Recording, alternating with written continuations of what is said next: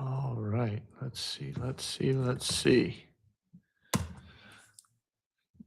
Just checking what is up, everybody. I think we are officially live. Just checking on the YouTube real quick. It is looking like we are live. Let's go. We are back. We are back with another episode of Card Talk Live. As always, brought to you by myself, Tyler Schmidt. And today's going to be a very fun episode. It is currently Tuesday, March 24th, 7:01 p.m. Eastern, here in New York City, live from my studio in Tribeca. We've got Tech and Sports and time, as always. We've got Wizard Koala from Poland tuned in. We've got a crowded guest room in the back. I'm excited for what is going to be a fun episode. I think this is maybe the ninth straight. There was 1 week off in there, but I think this is the ninth straight episode of Card Talk Live. And we're building week by week.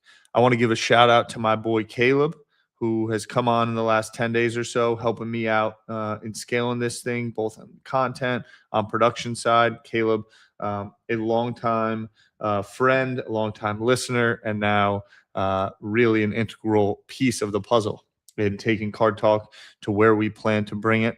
From wherever you may be tuning in or listening from, whether you are tuned in live or what the majority of you will be is listening the day after. But thank you.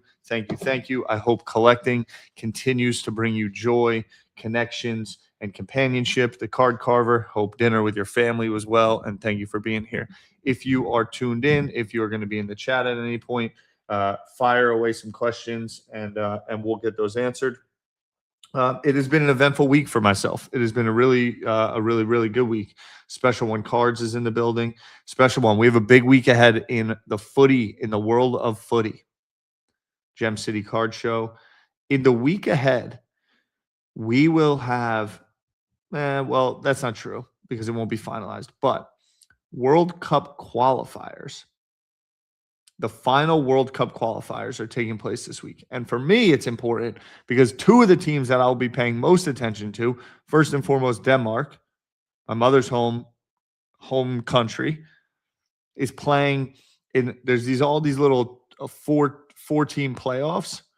Denmark and Poland both got to win 2 matches to get to the World Cup. There was also a weird announcement as someone that's sitting on tickets to World Cup at MetLife on June 25th and June 27th.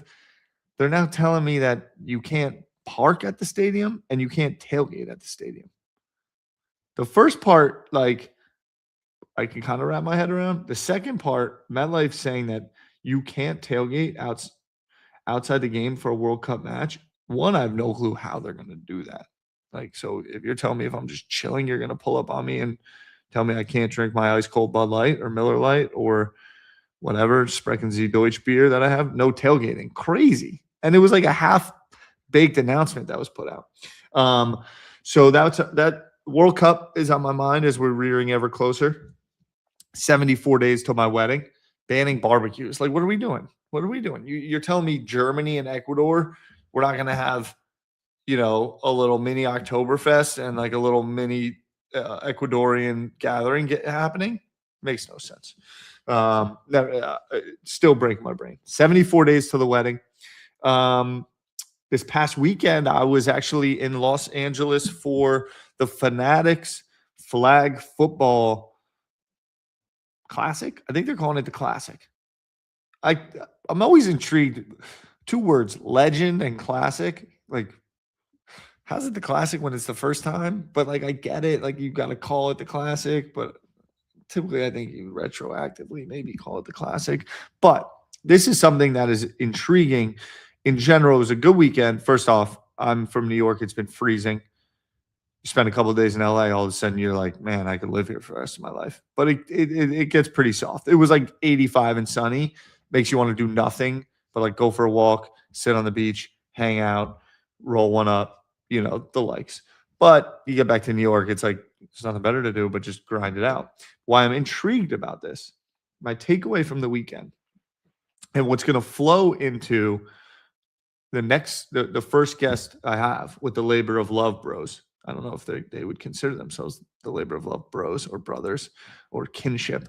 But early on in Card Talk, back in the 21, 22 days, we talked a lot about the evolution of sports looking much more like the WWE than WWE or WWF becoming like sports. And the reason being is twofold. One, with the amount of media dollars, with the prices that the broadcasters have begun to pay for live sports, there becomes a point where the outcome, or at least a baseline entertainment level, must be met. And as those contracts, those keep getting bigger, how much Amazon is willing to pay for your third string quarterback on a Thursday night becomes less and less intriguing. And those dollar amounts become hard to get off of. Right. And so I'm not going to sit here and say that pro sports are scripted. There's a lot of conspiracy theories out there, but from a biased standpoint, humans as, what do we call the most faulty humans inherently are going to make mistakes and have biases consciously and subconsciously. And as the games continue to get bigger, I'll speak on why it matters for World Cup in 1 second. Rick Ellis, shout out my boy who just popped in. Fanatics doing flag football and is essentially like everyone can build their own things. And if you're at the mercy of whoever is paying you to broadcast it, they're going to be in control. They took USA football, flag football team, and they put them a bunch against the non-players. And it was far more WWE. Hey, the ref's on the payroll. This doesn't mean anything. We can control it, which means we can vig the outcome with the broadcaster, commercial cutaways, sell-in sponsorships, all of these things. It's a much more tight and controlled execution. All sports are continuing to go that route.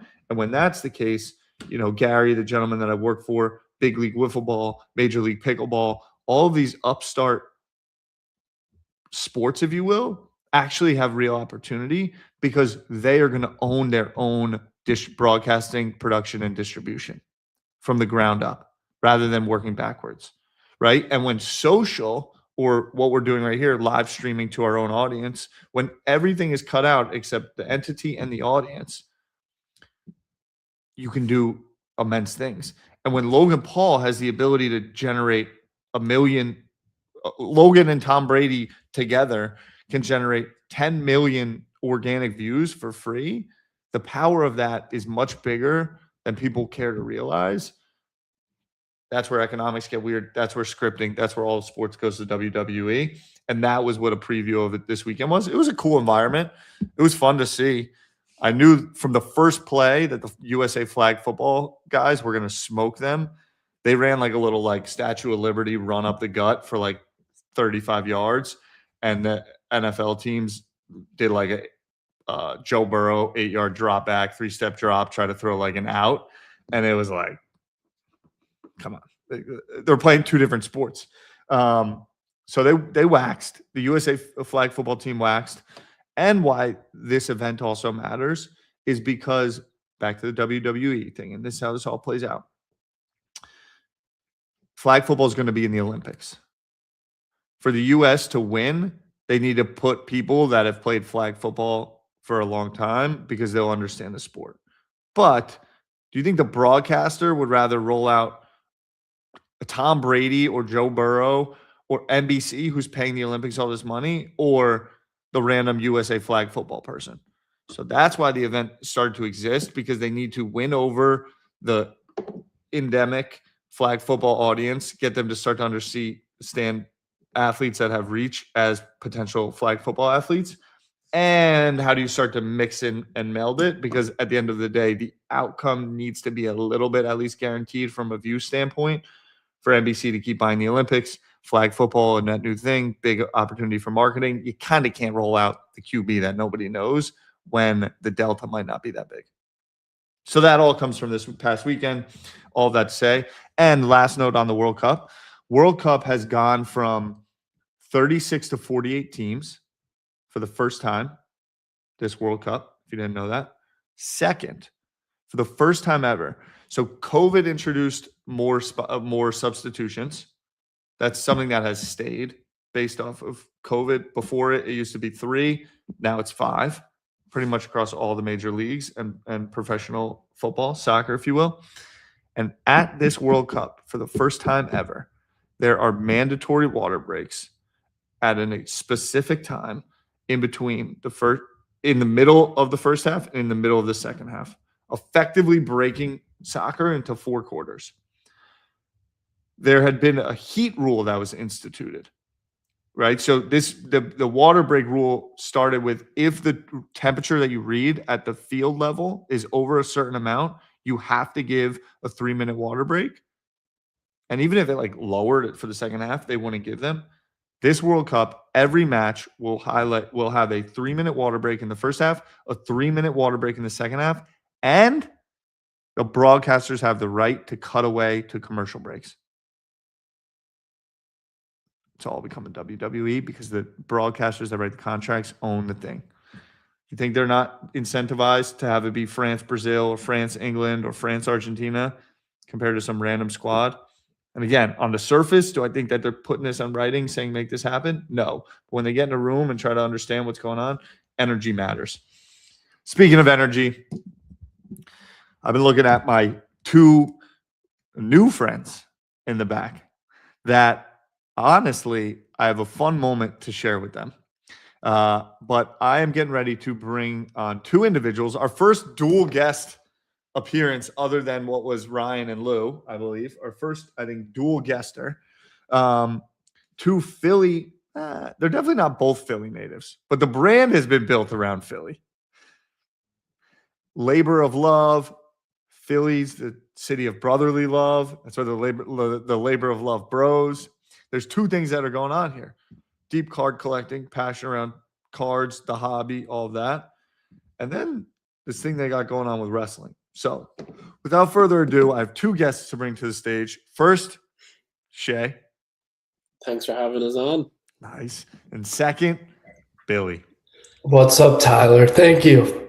Thank you for having us. It's a pleasure to have you. Before I get into everything, I need to show you guys something. Yes, please. So let me see if I can do this. Let me see. This was supposed to be set up for a second before, but I think I can pull this off. Who's your pick for the World Cup while you're looking at France. France. It's a strong pick. France. I've always loved their team. Yeah. I love Mbappe. I think England have a very solid squad, a very rounded squad going in. They do. Also, Spain's very underrated, and I think Portugal have a very mature team this year, so I think they have a good chance too. I think they're all good shouts. On paper, talent-wise, England, phenomenal. Phenomenal. Have to be right there. They just have the monkey, It's like the Red Sox before they won the World Series. Yeah, they just got to get through with it. It's going to have to take someone to just, be that person. Yeah. And then the course, the next 20 years will be different. But until they do that, they can be the best team. Until you do it, it's, doesn't matter.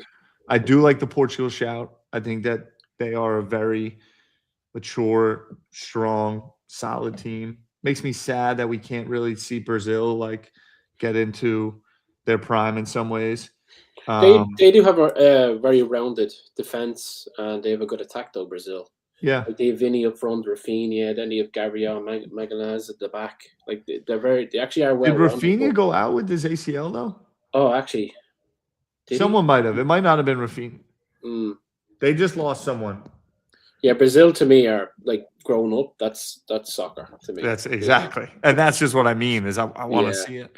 So, gents, I can't pull it up. I'll be better next time. But what I wanted to recall was the 2023 Play of the Week submission. Yes. Well, I was going to tell you, Tyler. I'm like, I've been the first iteration of this podcast. I've been day one.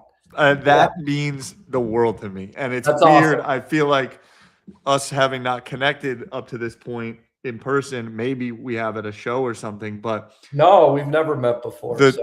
the I guess what would you call it? The six auto Sopranos Oh yeah, play of man. the week flip. See, like that was one. I think I submitted a Holland patch auto I pulled. I don't know if it was Yep. via DM, but maybe I emailed you all. Got it. Yep. Yeah, yep. no, I mean I've I been see the following DM along. here. Okay. November 9th, 2023. Billy picked up in May of 23 a 2020 Metal Pop Century Sopranos 6 cast auto, 1 of 1 Wow.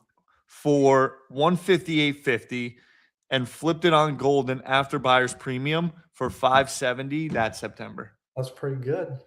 That's a nice play. And it's because Sopranos is your favorite TV show of all time. You got a little insight and nugget that Gandolfinis were up and running, Right. autos, and a little passion to cash. I like that play. And that just fired me up because Play of the Week is one of my favorite segments that I've ever been involved in. And I'm trying to find a way to bring it back. Please, I mean you have to. You have to. Yeah. So, gentlemen, talk to me. What's going on? Explain Labor of Love for me. Labor of Love started in 2019, just before the pandemic. Shay and myself, but Labor of Love started with me in 2019. Wrestling has been my passion since I was a child. Basically, as soon as I was able to start training in a wrestling ring, I sought that out. So I am about to be 34. I started training when I was 18 years old. So So you're a wrestler. I am a wrestler, and Shay is as well. Yeah. Mhm. That's So, amazing. Well, I could tell. I mean, Shay's like ready for the cage match right now. Like, Shay is a wrestler. You maybe don't give it off based on what I'm seeing in 1 second.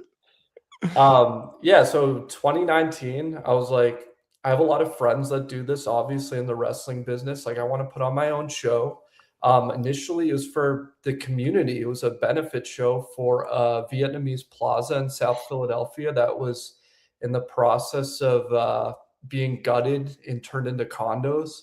So one of my friends actually came to me. He's like, "Hey, I know you really are doing well with this wrestling thing. Can we do a music element, a wrestling element, put them together?" And we ran the show in less than a week's notice, and it sold out. My now wife played that show. Her band played that show. We weren't even dating at the time. So it was just like a crazy, crazy moment in time. And since 2019, it's just been exponential growth. And now we're, what are we, 7 years in doing this? That's amazing. So, Labor of Love is its own wrestling. What would you call it? A Promotion. tour? Yeah, A promotion.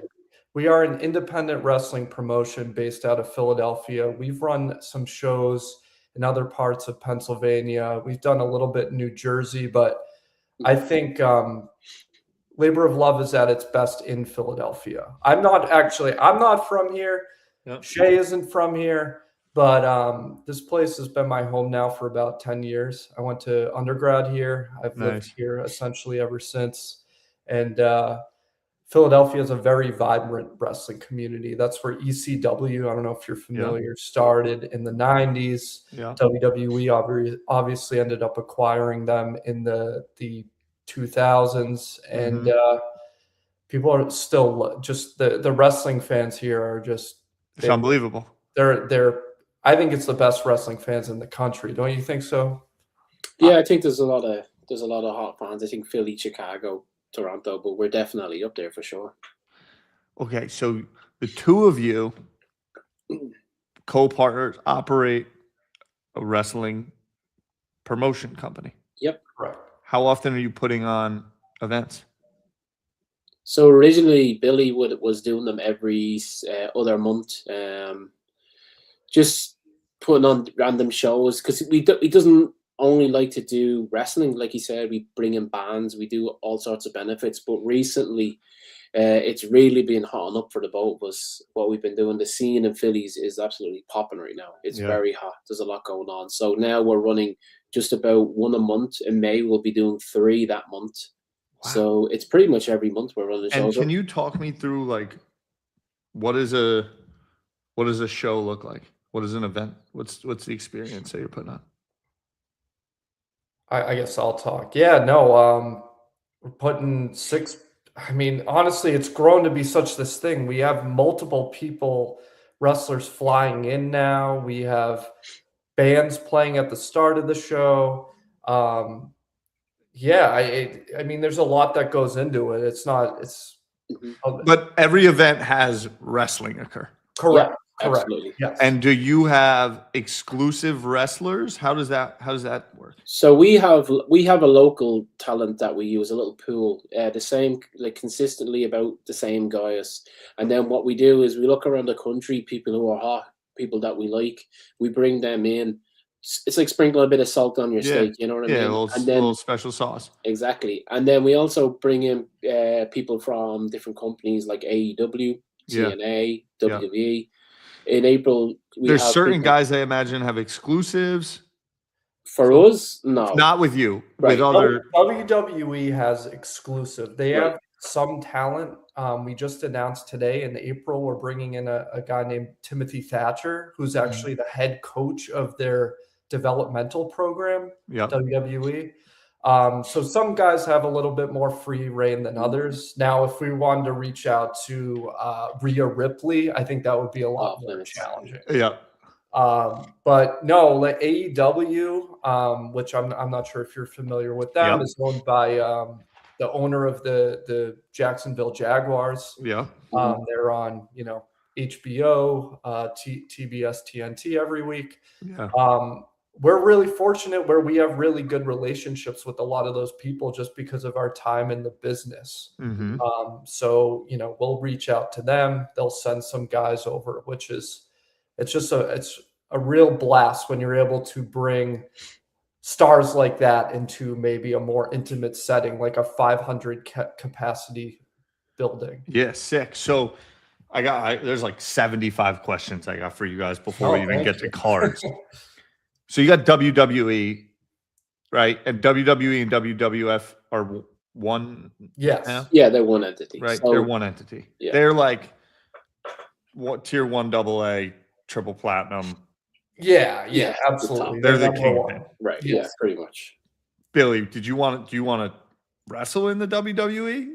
When I was younger, but then you get a little bit, you realize, I don't see too many people that are 150 pounds. And Got it. You didn't want to take the HGH shots, you like decided, back hair. I mean, I have friends there. I broke in with a number of wrestlers who are now there, as did Shay. But yeah, And then below there, AEW. correct. What else? There's I would say AEW. There's also New Japan, which is the Okay. biggest company in Japan. CMLL.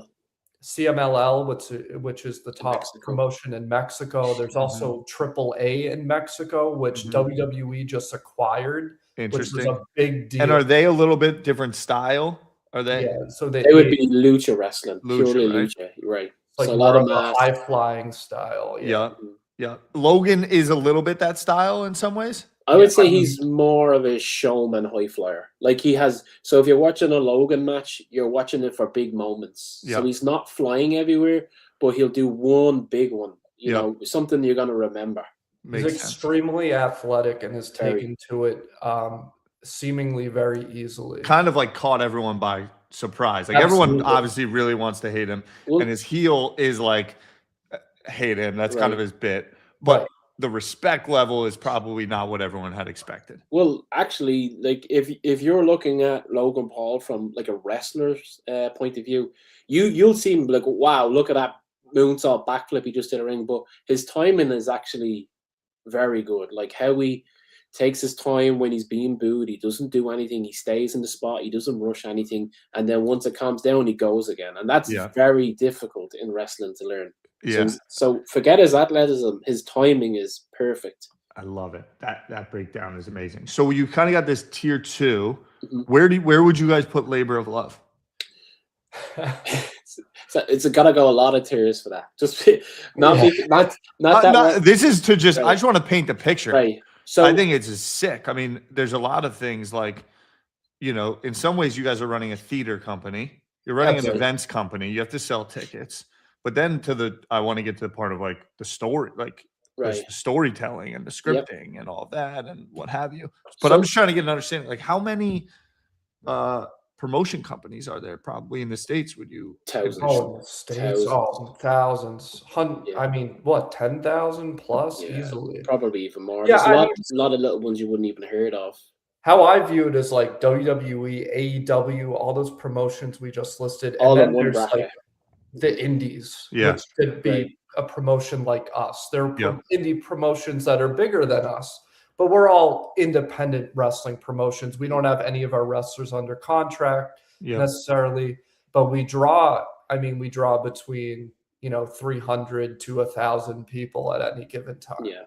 And Yeah, our shows like- sell out every show. We sell out Yeah. every single show. And so, as operators, Mhm. and do you both still wrestle? Yes. That's sick. Where do you deploy? Question for both of you. Where are you deploying most of your time, day to day? What do you think? In what, like, reference to what?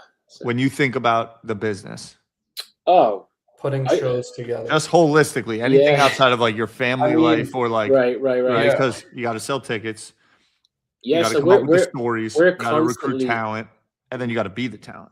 we're constantly texting back and forward ideas. Like Or I call- was in bed last night and I was literally about to nod off and an idea came to my head and I texted Bill. It was like, I don't know, like 12 o'clock or whatever. What was the idea? It's just I come up with really weird match types. Oh, we can't spoil. I we can't spoil it Okay, because fair. people Oh, will wait. steal it. Shay, why don't you tell them what happened at the last show? Just like a quick. All right, yeah. yeah, So I with the can't time spoil. machine.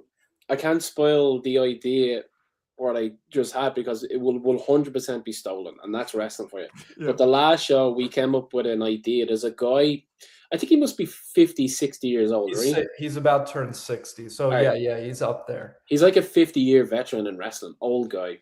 And so what we did is we're like, let's bring this, like, we both love him. He is a sweetheart. So we're like, let's bring him in, but let's do something crazy with him. So we both come up with this idea to be like, why don't we get like a time machine?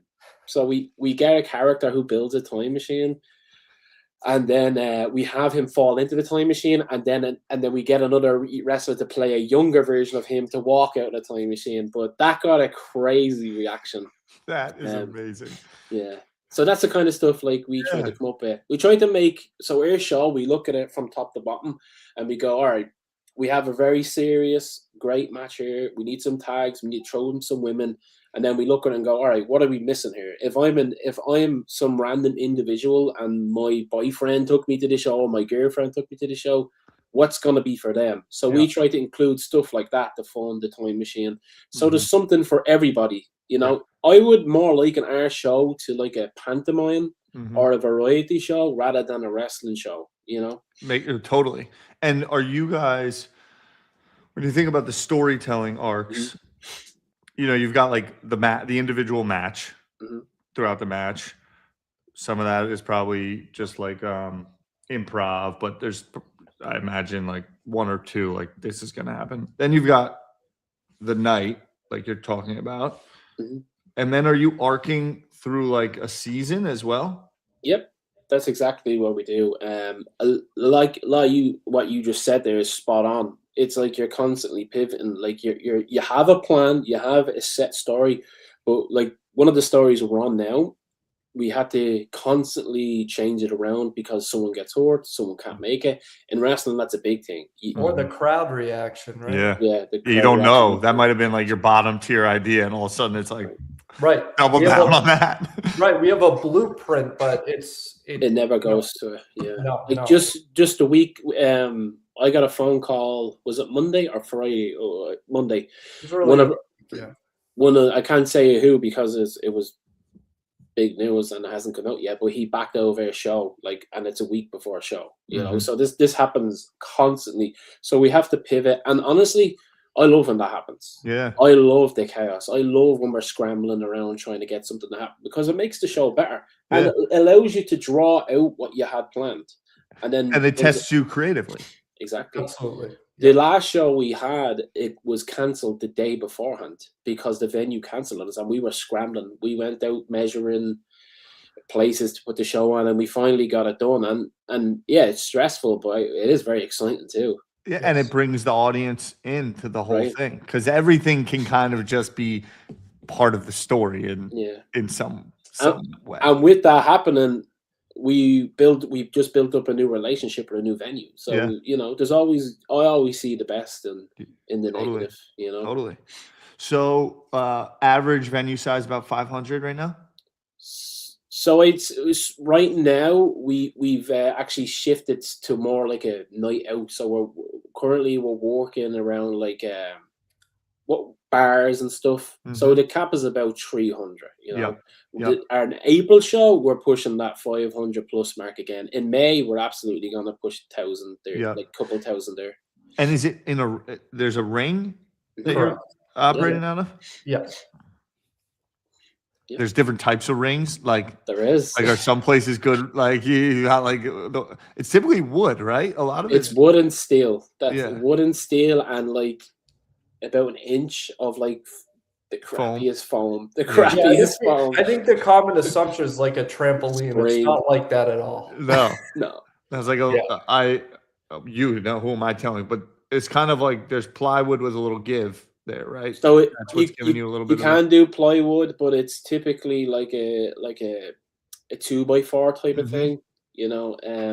And the give is literally because it's the center and you've got the pole, so there's a bounce. There's no Yeah. give per se. So knowing the spot of the on Right. the ring is everything too Oh, for yeah, certain exactly. things. The further you go from the center, the more painful the bump is. Yep. Yeah. All right. What- What do you enjoy most, Billy? First, what do you enjoy most about? Wow, I love putting cards together in terms of the matches. I love having an idea and then executing it and then the crowd, just seeing that crowd reaction. Yeah. That's the most rewarding thing for me. Shay? Yeah, I'd say pretty similar. Like being able to come up with something and seeing them like the wrestlers execute it, and also the validation of like, because we get a lot of people, I don't know about that, I don't know about that, and we're constantly like, no, trust us. And then when it works, you're like, you give the eyes, you know. I told you. Yeah. Got you. That's a very good Yeah. feeling. So the relationship with those wrestlers is obviously crucial and integral Oh yeah. as well. Definitely. Oh yeah. It wouldn't be able to work if we didn't have relationships with these people. Also, like if someone was crappy to be around, I don't think we Yeah. would want them there. We Yeah. want to surround ourselves with good people. We want it to continue to be fun. Yeah. I mean, we're running a business at the end of the day, but it's not like Shay and I both have other jobs. So It's show business. Mhm. yes, But you guys also both have other jobs. yes. Damn. Wrestler, ticket seller. What do you guys do as your real jobs? Collect cards? I'm a school counselor. Nice. Yeah. So I do property development and management, and I also vend on the weekends cards. You do. Yeah. I love it. All right, sweet. Let's talk some cards. First Yeah, off, absolutely. who are your favorite wrestlers of all time? For me, it's Eddie Guerrero. I don't know if you're familiar with him. He passed away in, what was it, 2005, Mhm. Shay? Or 2006. Rey Mysterio, honestly, John Cena, anyone from the era that I grew up watching it, which was like that mid 2000s. Yep. For me, I have multiple, honestly, as well. It really depends on my mood and what I want to watch. But I love people like Kenta from Japan. I love Nigel McGuinness from England. But I think the best wrestler of all, George the Animal Steel, somebody said there, the best wrestler of all time, in my opinion, is Kurt Angle. I think he's the most rounded. He's a great entertainer. He has everything. I love it. The one that always comes to my mind is Mr. Sacco. I was a big Mr. Sacco guy. So was I. Too cool, Uh, Mr. Sacco, that era. Yep, Yeah. yep. The Undertaker for sure. Is this predominantly moves that either got done to me by my cousins Right. or that I did to younger cousins? Mr. Sacco is a great move to throw on someone in the basement, and the tombstone is like that was just a classic. Absolutely. And then I feel like I was a big fan of the Hart brothers too. Oh yeah, we love the Hart Foundation. Yeah, Yeah. definitely. Those guys are sick. So talk to me about collecting. What do you guys spend your time? What areas of focus in the card space? I mean, I collect a little bit of everything. Like you saw that Sopranos 6 auto. Like I pick up that stuff. I'll pick up a Holland. Yeah. Baseball's my biggest passion though. I'm a Red Sox fan. Like I'm really high on Roman Anthony right now. Okay. As I think a lot of people are. Mhm. Topps Heritage just released, and he has some really cool autos. So I've been eyeing those. Big Ichiro fan. Stud. Everyone loves Otani. I mean, he's tremendous. Yeah. There's a lot of stuff of his that I definitely sold a little bit too early because I thought he had plateaued with even the first World Series he won, but now he's won 2, and he had Tommy John, right? Yes, he did. Yeah, he didn't pitch for a season, and then he came back and was just nasty. He can hit, he can pitch. He's out of control. I mean, he's truly, I think, probably the greatest of all time, and people are probably realizing that now and want to buy his stuff. Yeah, it's tough for the Trout believers. Yeah, well, I think his issue is he hasn't stayed healthy, but if he strings together another good season, I could see. He's got to win, Well, yeah, I mean, with the Angels, I don't know how much. It's like it's what a lot of it comes down to is like he was going to be the greatest of all time, right? And then this dude came along, was a little bit better. Oh, and did it in the World Series. And he pitches, pitchers are just ridiculous. Yep. So you love baseball, which obviously is kind of like, I think, the foundation of sports cards in many ways, which also then bleeds into pop culture cards. In baseball, there's prospecting in a unique way compared to many other sports because of the minor leagues and how that all works. In wrestling, any up-and-coming wrestlers that you've seen cycles of talent come through, any young hot upstart wrestlers that you think 5-8 years from now can be face of the sport in some ways that have cards right now, or may eventually. There's this guy Javon Evans. He just got moved up to Raw. I think he's definitely a future world champion. Sol Ruca, did she get called up yet? Shay? I don't think so. I'm not sure. She might have wrestled on the main roster a couple of times. I'm not sure though. I mean, Sol Ruca. There was she's on the main roster now. Tiffany Stratton. Like I was buying all of her cards and just I knew they were going to go up. It's nice being in the wrestling business because you definitely have, you got the alpha. Well, like some baseball stuff, like I'll need to check on comps. I can immediately, I'll go to a card show and I start looking at the wrestling stuff. I'm like, this is way underpriced. I'm going to buy it. Yeah. Like 9 times out of 10, I'm right. What's the premier release annually for wrestling? Or what are kind of the two good 3 products? Yeah, I mean, I would say Topps Chrome, probably the biggest. I know they just released I don't know if this is necessarily the biggest, but they did a John Cena commemorative collection. So there's some insane autos of him, like John Cena and The Rock dual auto. Like people are chasing stuff like that. They also, I don't know if you saw, they released Shohei one. Right. A John Cena and Otani dual auto like that. That's gonna. What product was it in? It's a Topps Now thing. So some random person that bought that card is gonna win it. That's sick. I love that. All right, Shay, what about you?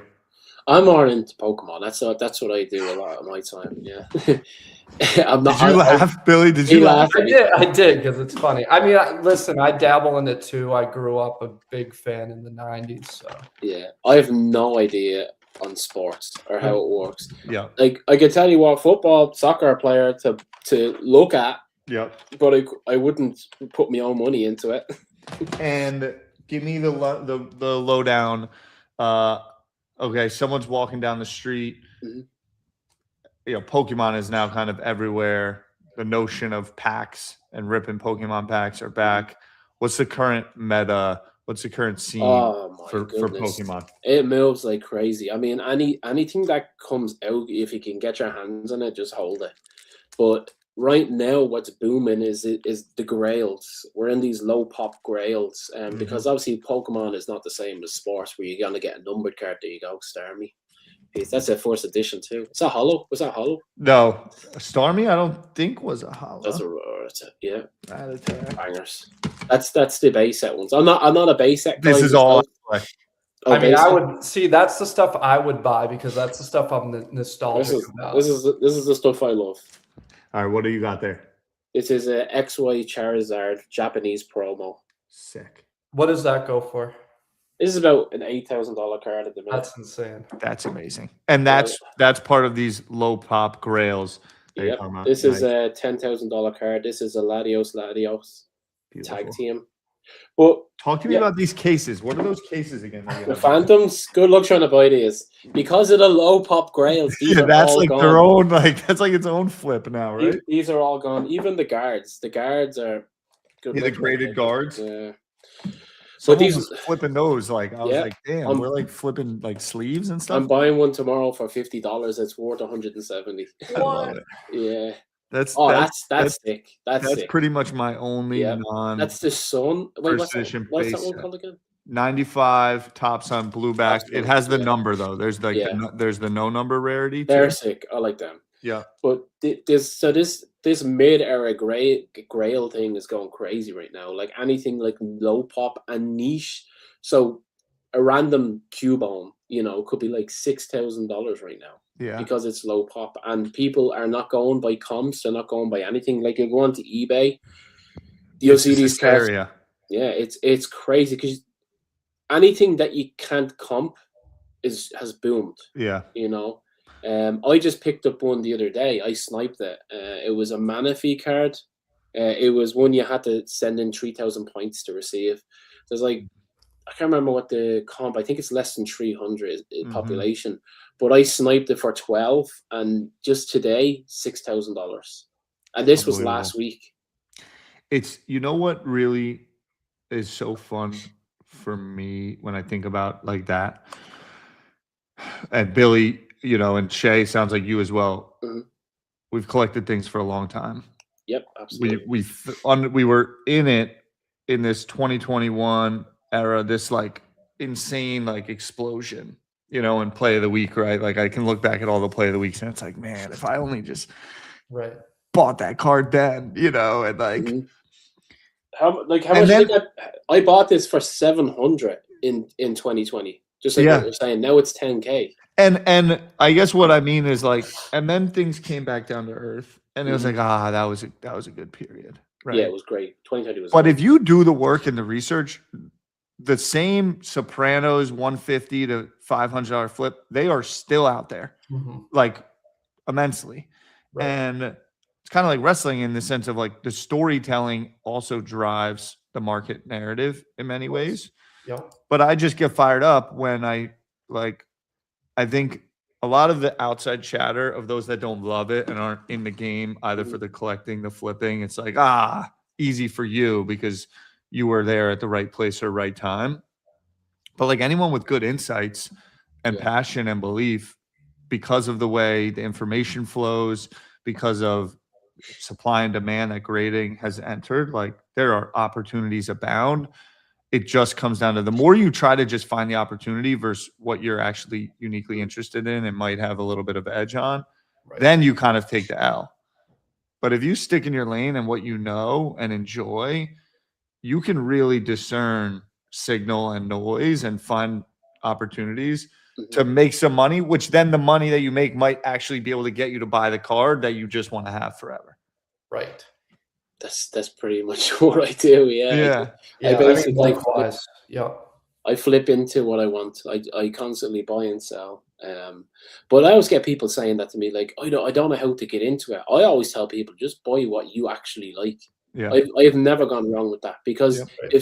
if I buy something and it doesn't triple in value, guess what? I have something I like, I'm sitting on it. but I like it, so I'm going to keep it. That's Harry Potter. That's sick. That is. Is that a sticker? That is a 2001 Panini? Panini Philosopher's Stone sticker. That's very cool. The first trailer for the HBO show comes out tomorrow. Yeah. Oh, no way. I didn't know Yep. that. Yeah, Oh, man. they I'm just hyped. posted the first teaser image today, and the first trailer comes out tomorrow. That's wild. That's my like Pokemon and Harry Yeah. Potter. I was born in '91. Okay. I'm like, we had it good. Like, Yeah. We were 9 born years in old. 92. Same. Yeah. same thing. 92 Yeah. as well. fantastic turn of age at whatever 2000. Pokemon and Harry Potter pretty much came to the States within 12 months of each other. Yeah, Wow. pretty much the same. For That us. was like peak everything. Gentlemen, we could talk for hours, and we will have many more chats. I have another guest that's coming on, but before we go, I don't know if it got to you. Do you guys have a question for me by any chance? Yeah, I mentioned it to Shay too. Just on the topic of Pokemon. Where do you think? I think they just celebrated their 30th anniversary. Where do you think Pokemon's going to be another 30 years from now? I think they will be telling stories, introducing characters, and using whatever the modern landscape of media is to further proliferate their intellectual property. I think that if they never created new characters again, you guys know this, it's like it's just storytellers and creatives. Mhm. And with all the tools that continue to happen in technology, those that can tell the best campfire story are actually the only people that matter. Right.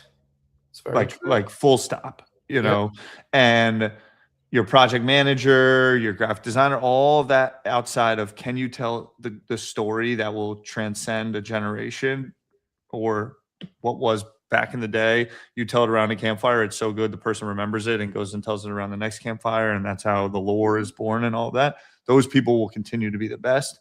I think Pokemon has shown from the beginning, and even the culture that Pokemon comes from has always held that in high regard.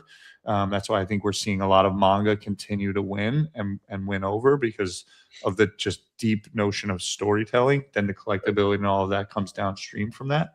So I think it'll be exponentially bigger. I think time is the only thing that cannot be manufactured, and they got 30 years, and in 30 years they'll have 60 years. And that's why I think vintage and old school, like no matter what, something that's made in 2025 inherently doesn't have the same advantage as something that came out in 99 or 95. So 30 years from now, I think they'll still be putting out stories through whatever the medium is. Because that's what I think when they release new product sets, it's just storytelling through a card game. Mhm. Who's the character, what's their powers, all of that stuff. And then they've got, their cartoons and all of that, podcast, audio, music. I think as technology evolves, the ability to think about every medium becomes easier. But it still comes down to, can you tell great stories? And so I think that they will be around.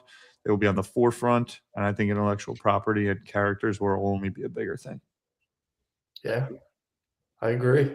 It'll be Which is why I leave this conversation so fired up, learning more about what you guys are up to, because Chalamet had the old opera and whatever comment, and it's actually, I think, going to be completely wrong, right? As AI means you don't have to do project management anymore. When all of this just busy work gets knocked out, what gets left is arts and liberal arts. And when you have time to actually think about architecture and think about these things, the return of great storytelling is just going to, I think, have its renaissance. And when I think about what you guys are doing, live events, storytelling, theater, if you will, is not replicatable. and is a moat. That and service.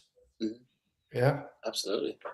Well, we hope you can come out to one of our shows. It's not that far. Yeah. I got it. Please. We're in touch now, Please. so you got to let me know when they are, and I'll be there. Absolutely. Sweet. I appreciate it, guys. I'm looking Thank forward to a you. long time Very, friendship. very much appreciate it. Of course. Thank Be you well, for guys. everything. All the best. See you. All right. Well, that was sick. I might need to come up with my own wrestling outfit and get out there. Freaking, I don't know what my move would be. I guess the Swanton Bomb, but I was always just being taken out on me in my cousin's basement. All right. Here we go. Without further ado, this gentleman had to wait a little bit longer than I had hoped, but one that I'm very excited about. What a theme of this show has been and will continuously be is different approaches to the business of the hobby, the industry side, if you will. And I am going to have a guest on here that, among, I imagine, many other things, one of the things that they're focused on is building out a franchised kind of version of the modern sports card or hobby shop. And it's something that is very intriguing to me in the world of allocations and also our own ability now to go vertical in terms of creating your own IP or own product, or as more of a monopoly maybe happening in Fanatics. What I see is a rebirth of other producers and indie producers such as Saturday Morning Cards. And so there's a lot that I'm intrigued by also, just in the sense of the hundreds of shops around the country that for 10, 20, 30 years maybe sat around nascent, and then just this massive cultural and financial groundswell that's come into the hobby. There's a lot of people that are sitting around trying to make decisions on what to do. And this may provide a solution or at least enter the conversation. So without further ado, great name, by the way, Mike Martin. Welcome to the stage. How's it going, man? Thank you so much for having me. I appreciate it. Oh, it was great. Yeah, thanks for being here. So it took us a little bit, a couple weeks of planning to make it happen, but happy to have you. Let me see. Can you hear me? Caleb, are you getting reverb? Hear me or no? I can hear you, but you're on iPhone. Yeah. Can you just hold it up? Because I think what happens is the speaker goes into the table and then it comes back into it. Got you. Better? Much better. All right, Much cool. better. Done. Yep. Got you. Yeah, I had Mike, my Osmo set up and it didn't want to connect to the back end, so it great happens. tech issues to get us started. It's all good. That's the thing that I love about this is, like, at the end of the day, also just pop on the iPhone. We'll have the combo pod. Yep. Goes up, audio, video. We'll clip the whole thing. Mike, where are you calling in from today? I'm in Boca right now. I'm at our I can't even say our newest shop anymore. It's not. We keep opening shops all across the country. So, but this is home base for me, and I'm not really here very often. But this is where one of our locations are in Boca Raton, Florida. Love it. And Mike, to my understanding, not only a collector but operator, founder, owner of what is Replay Sports. Is that the official? Yeah, name? Replay Sports Cards. Yes, sir. Replay Sports Cards. Tell me a little bit about what you're building with Replay Sports Cards. Sure. Yeah. So Replay started in 2021. We started with one shop in Charlotte, North Carolina. Took that, opened a second shop in 22, third shop in 23. This past December, we moved our Charleston shop, which was shop number 2, over to Denver. So that the 3 founders, myself, Mike Weinberger, and Brent Skeppel, kind of just have the oversight in our local areas. Brent's over in Charlotte, Mike's in Denver, I'm over here. And then all future shops are going to be franchise locations. And so I'm sure we'll have a couple more corporate, but for now, our focus really is allowing collectors to open shops in their communities and giving them the tools and the stuff. I mean, we made all the mistakes possible, right? Early on, and it's been 5 years now in operation over a few different units, and to keep the quality intact and get more collectors into the business of running a well-run hobby shop, modernized. It's something that we're really proud of. Love it. So there's three of you guys at the helm. Yep. Yes, sir. And you opened the first shop in 2020, 2021, you said? 2021, yeah. Early 21. And when you opened that first shop, was the vision always this? I mean, honestly, kind of. I have big aspirations. I don't think it necessarily was a franchise avenue. I think, but it was bigger than for sure. I'm just opening the local card shop. Yeah, 100%. I mean, I come from a production, like I was segment producer, graphics producer for Sports Center for 3 years, worked in event partnerships at Forbes. And when I had moved to Charlotte, I met Brent, who really is the card, the card guy, the brains behind the operations in that sense. My marketing and kind of brand experience, tagging that along with really good card experience, is a great recipe for success. And I learned a lot from him on that side of the business. He learned a lot on the brand and marketing side. And we started the first shop just to really, Charlotte, I had moved there during COVID. And a lot of people were, and it was at the time, it was the fastest growing city in America. And I had to drive 30 minutes to a card shop. And so I was like, there's a hole here, there's a need, there's a want. And the more shops I went into, not necessarily in Charlotte, but just kind of all over the country, it was lacking that customer experience, the normal, you would think mom and pop and think that, everyone's name, but not necessarily the case, right? Guy behind a laptop, or kind of not paying attention, or maybe looking for dollar signs and not really taking care of the kids. And so we wanted to make sure we had a really inviting atmosphere and a place that, again, over time we could replicate. And the more we looked at it, replicating it through franchise and having locally owned and operated shops is most important, right? Guys in the community, guys and gals in the community that want to open a shop in their community, and just giving them the tools and the things we've learned along the way and connections. Buying habits and bulk buying helps for sure, right? Yeah. A 5-shop operation versus a 1-shop operation. Totally. But the demand's there, and I think I think we're onto something pretty special, which is fun to be a part of for sure. Yeah, it definitely, it seems it. I mean, there's so many aspects, retail experience, just, obviously the hobby is booming in many ways, but so much is occurring in the sense of just the change in consumer dynamics.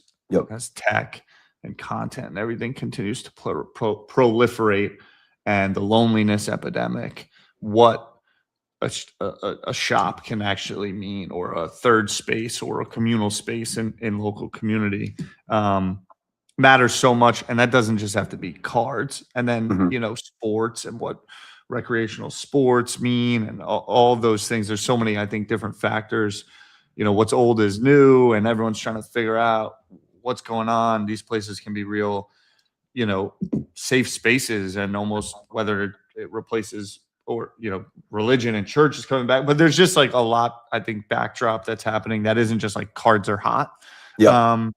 And so you guys have 3 owned and operated Three shops. corporate, yeah. I hate the word corporate, but corporate Yeah, shops, for 3 lack of a corporate better word. shops. And then we just opened our first franchise location, Seymour, Indiana, in late February. So Amazing. And what does that process look like for someone that is listening, that's like, I don't yeah, love my job, or I came across some inheritance or capital and I'm trying to figure it out. And maybe I was looking at there's all this talk about go buy a plumbing business, or go, yeah. whatever. Like, okay, but hey, maybe I should do this. How does one get into business with you guys? Yeah, so replace sportscards.com. I think it's /franchise, but you'll see it on the homepage. To get some more information, you can apply. And then, we go through a vetting process. So the most important thing is that you like the model that we're proposing and that we have in place, and that we like you, right? That you're going to represent the brand the right way, abide by the franchise disclosure document, zillion page document. I leave that to my business partner, Weinberger. I deal on the brand and marketing side of things, but Yep. we vet them and make sure that, that they're someone that's going to represent the community and replay. And as long as they check those boxes, we'll continue the conversations. And it comes to fruition. I mean, our first one in Seymour, Josh and Jason, I mean, couldn't be better dudes. They're crushing it. We're almost a month in now, absolutely crushing it in Seymour. We got Nashville opening up in just a few months, as well as Salina, Kansas.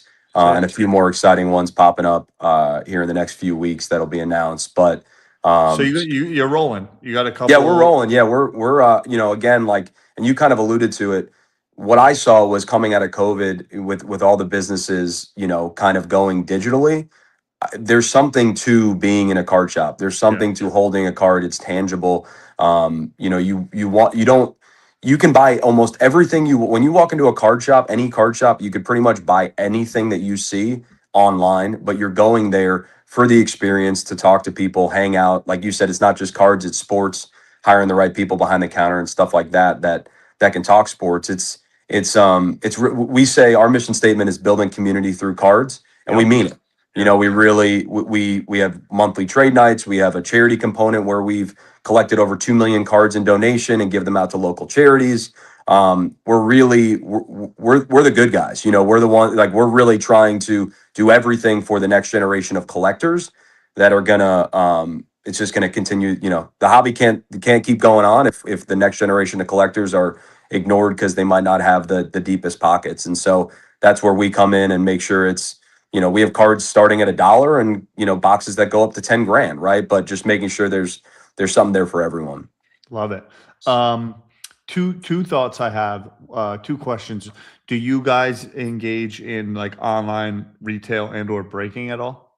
Yeah, we break. We're 18 hours a day, 7 days a week. TikTok, simulcast on Twitch and YouTube, and we're one of the newer sellers on eBay Live as well. So Nice. we do some release day streams on there as well. And is that all a corporate initiative for the most part? Yes. Yeah. So when someone buys a replay franchise, it's the retail part. Yeah. And I not because we want to control the online presence, but because you need to own the retail. If you're going to open retail, you got to really that's got to be your 100%. And I think people get excited, right? You know, you see all these breakers making money online, and hey, I got to, I want to get in on that. You're forgetting about the local customers in your shop and your area. That's the most important thing, and that's what we really want to. We want to go back, like you said. What's old is new. What's new is old. Like, we just want to go back to square one, and just totally. And then nice your shop. breaking becomes part of the overall marketing ecosystem. 100%. It's a national marketing machine. You know, we've got some cool partnerships too inside stadiums and venues. So that'll be coming announced in the next couple weeks. It's really cool, kind of what we're building. And again, I always say it, it's building community through cards. You just want to, the more states and cities we can be in, and small towns, not just big cities. That's where we really can show people what replay is and give them a good shopping experience when they're in that area. Love it.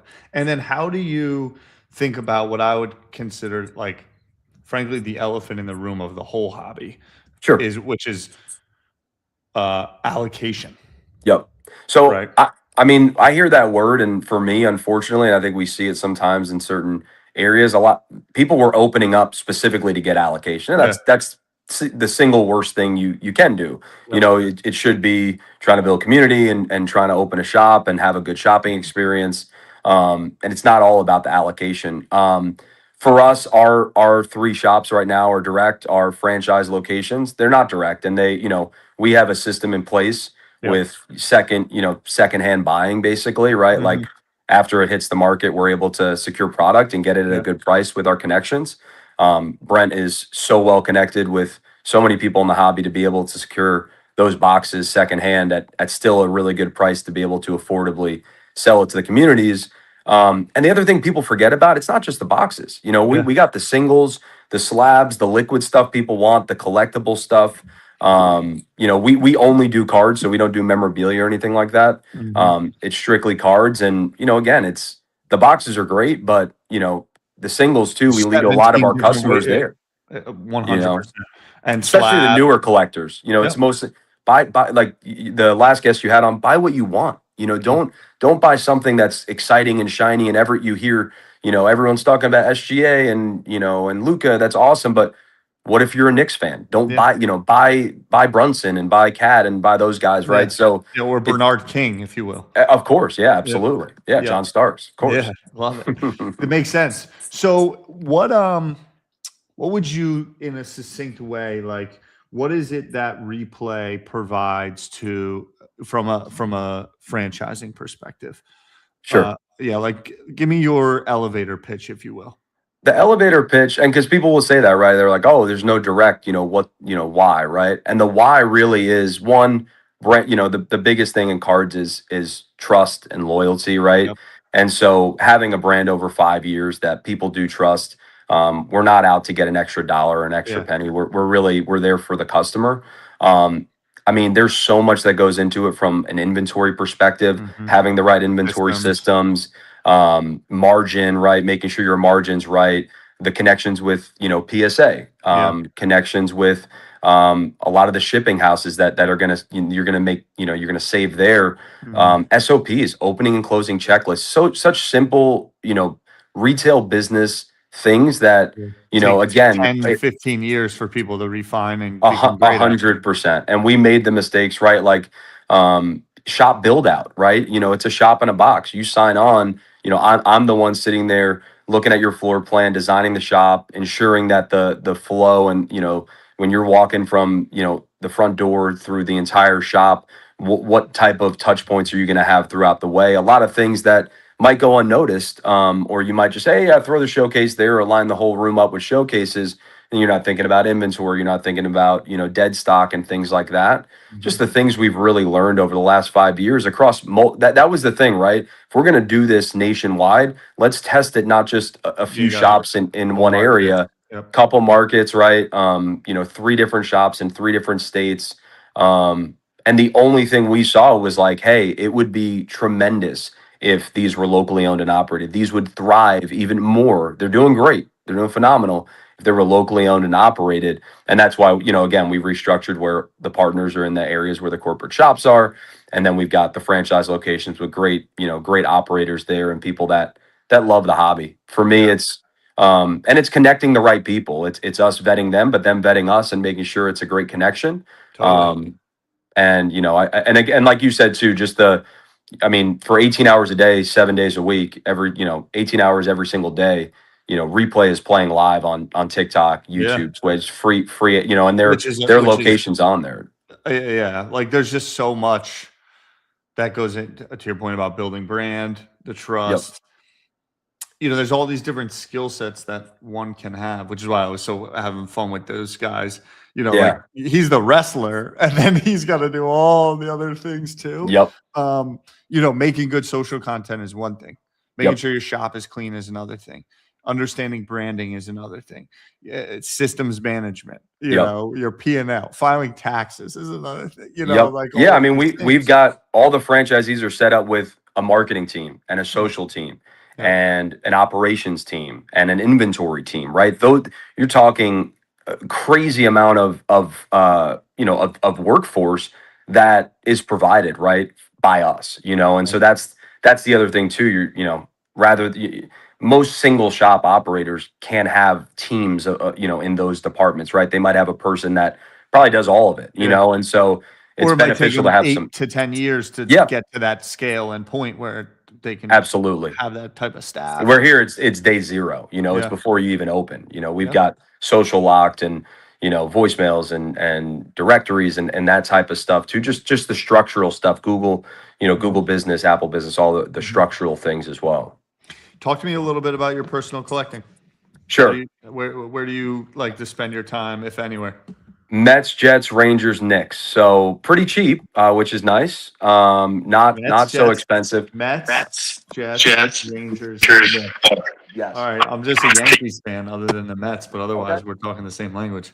So I'll show you. I just had a couple cards. So this is Mason Taylor to 5. It's tough to see. Guys picked it up and shop for me. Yeah, it's the hometown inscriptions. Nice. Got a 10. The guys picked it up raw, graded it for me, got a 10. My dad took me to Jets games growing up, so Curtis Martin's my guy. I heard you were born in 91, so we probably, between Pennington and Where'd you grow Curtis up? Martin. Long Island. Long Island. Whereabouts? Belmore? Belmore? Nice. How about you? Curtis Martin, and I've got to know Curtis a little bit. He is one of like the most astute gentlemen. He's an interesting dude for sure. Truly. Yep. And just like, when you're in a room with certain people and you're like, that dude just operates at a different standard. Yeah. Different wavelength, 100%. That's him, man. He's just a monster. You have a college team that you support? Yeah. West Virginia. I'll show you a couple. Nice. Yeah. Pittsnoggle. Of course. I lived with Dennis Klitschla. I don't know if you remember Fear the Beard. That was my roommate in college. Yep. Weatherholt. I mean, you got it, right? Kaboom. USA Baseball. Yep. Sweet. And then this one's sweet. So I was on the staff when John Means was at West Virginia. So pulled Sick. that in a break, got a 10-10. He's back home with his hometown Royals, so that'll be really cool to see I have a that. really good buddy that went to West Virginia that's also into collecting cards, who actually does TV production for MLB TV. I think he was just over at the World Baseball Classic. Matt Obama is his name. Sounds super familiar. Randomly, I just say it because I West love it. Virginia baseball, small town, and you Yeah. never know. And sports cards. So you got it, love it. So you came up in production, media world, what have you, and you need a lot of that charge for sure. replay. Yeah, so I'm brand digital, so anything that has Replay's logo on it, partnerships, like when we got some cool stuff, I'll drip it a little. Some stuff You got a happening. good voice for on air. Like, I appreciate it. I worked with SVP for 5 years or 4 years, so people are like, "You sound like SVP." I'm like, "It's probably just sitting next to him for 9 hours a day for I totally get it. I do sometimes the thing like, oh, it's been 12 years with Gary, and sometimes the hand signal. If I spend like 4 hours with him, I leave the room, and all of a sudden I'm like, I need to stop doing that. I know how tied in you're with him, and some of the manner, even like look when you were looking through your cards in the previous segment, like that's such a Gary thing to do. Like I watch a lot. He was one of the guys, Gary V, like that. Like I mean, everyone, right? Like if you came, I loved cards. I collected cards. My cousin Tommy, I was just at a family party, and he like introduced me to breaks. Pulled 2 Pete Alonso autos, and I'm like, this is easy. I'm in. I'm in. But Gary V was one that really educated me early on that, you know, that getting back into cards and understanding it and doing it as a business. Yeah, exactly. Exactly. There's business, and I think it was that, and then in some ways, what I think he does a lot of is just gives permission for people to like go and believe, like, yep, do it. 100%. Just that motive, the kick. It's a kick in the ass, like just go. Yeah, you can do it. Just go. Totally. Will you guys be at any shows, National, Fanatics Fest, anywhere people can find you?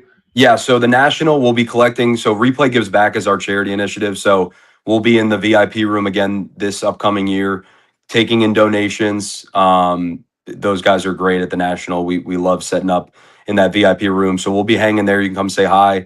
And then Fanatics Fest will be on the main floor again. We were by the Breakers Pavilion last year. We'll see, or I guess it's not called the Pavilion at Fanatics Fest, but that area, kind of in between them and you guys over at V Friends. And so we it's those shows are incredible. We see so many of our local customers that travel down and come see us at the booth, which is so cool. We've had 2 people that have actually visited all, and outside of Seymour now that's open, but visited all 3 shops across the country. Like that's pretty cool, cool. So I love seeing those people at the shows. But yeah, we'll be there. We travel to most shows too. So if you ever see anyone with a Replay logo, say what up, ask them, if you're interested in franchise, let us know. You can shoot us a message on there for sure. It's Sweet. I love talking shop. Appreciate you having me. Of course, Mike. Before you go, any chance you have a question for me? Yes. How do you feel about the hobby, right? And I say that not just like kind of open-ended, but I guess a better way to ask it is, how do you see the hobby succeeding over the next 10 years? What needs to happen from us as collectors? I think that, how do I see it succeeding? Okay, what do I think about the hobby? I think that it's in a very great place. One of the things about this term hobby, I think, what does success look like? Non-gatekeeping. Mm-hmm. Right? I think this whole notion of watchdogs is only hurting those individual people, right? Everything will continue to change.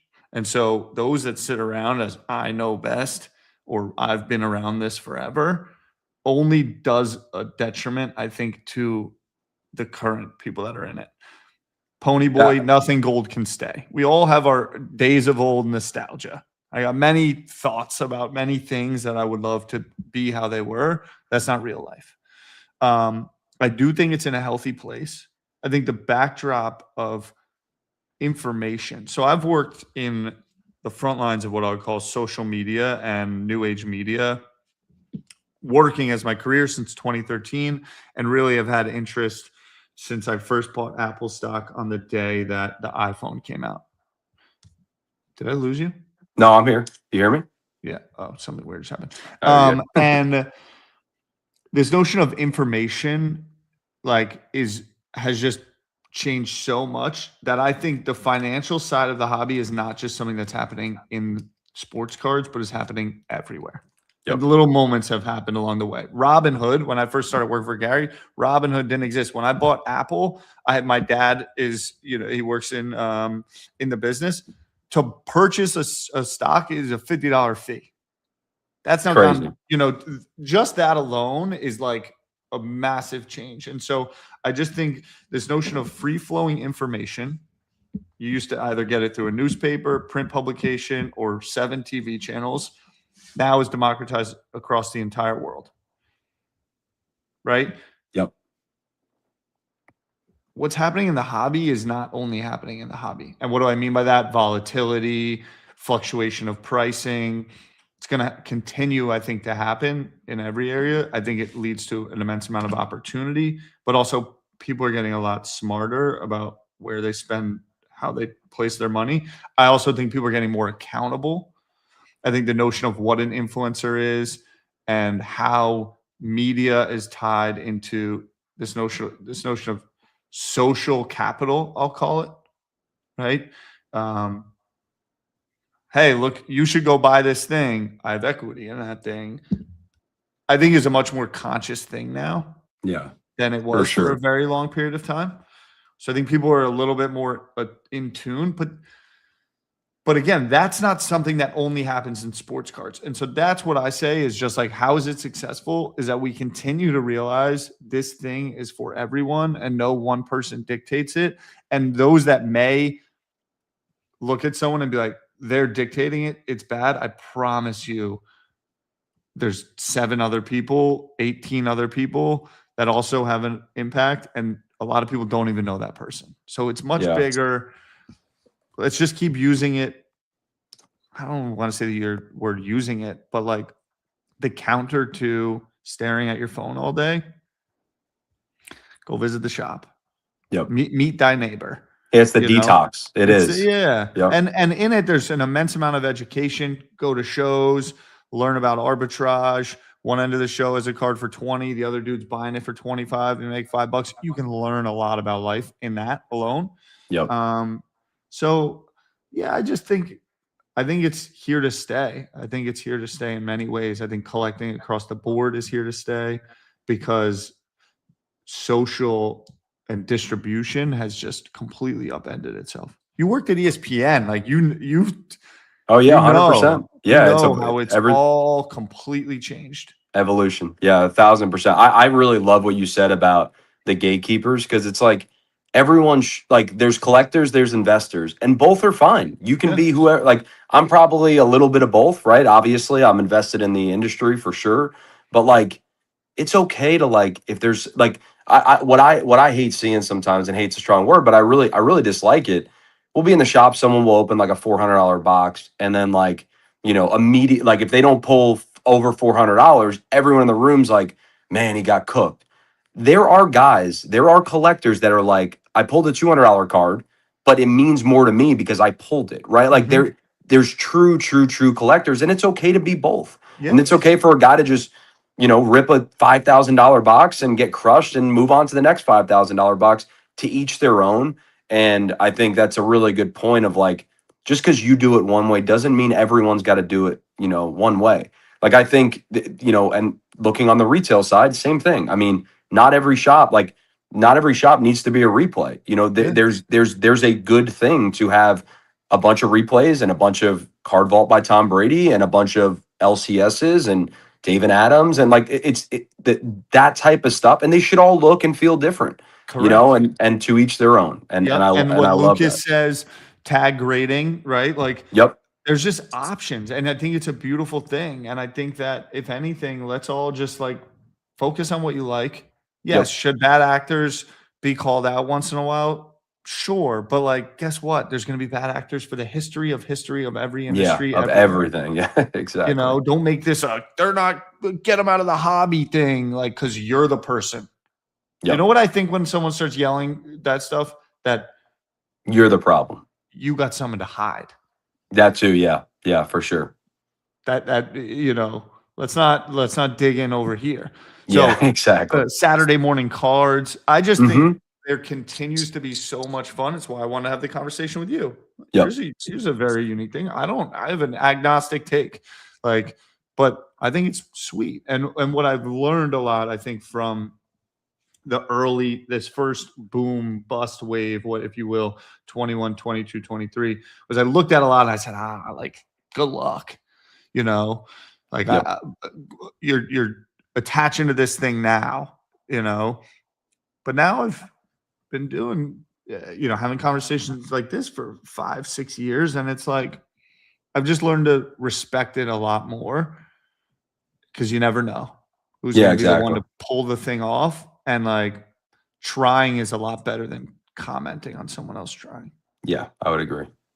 So let's all For do sure. that a little bit more, because as much as Fanatics may own the whole thing, what I believe that means is an immense amount of opportunity Opportunity. Yep. for everything else. Yep. So that's what I got. sure. Mike, it's been great I love chatting, it. bro. Thank you, brother. Appreciate you. Have a looking good forward one. to talking more. Good luck to New York sports, bro. Yes, sir. Thank you. Peace Yeah, out. I'll try. Good luck. Peace, bro. All right. Take care. All right, gang. Amazing episode. I am filled with energy, as I usually am at the end of these episodes. And I just want to say thank you for tuning in for another week, another episode of Card Talk. As always, brought to you by myself, Tyler Schmidt. And enjoy the week. Happy collecting. Tune into some World Cup qualifiers Thursday, 3:45 p.m. Hit us with DMs if we can be of help in selling your cards in any way or sourcing cards for you, at Card Talk Pod on Instagram, at Sports Cards on Twitter. And Supreme actually just bought a Spider-Man 1966-34 one on auction, I think last night. But we'll talk about that. Tekken, thanks for being here always. Keep doing your thing, gang. None of this is possible without you. All the best. Peace.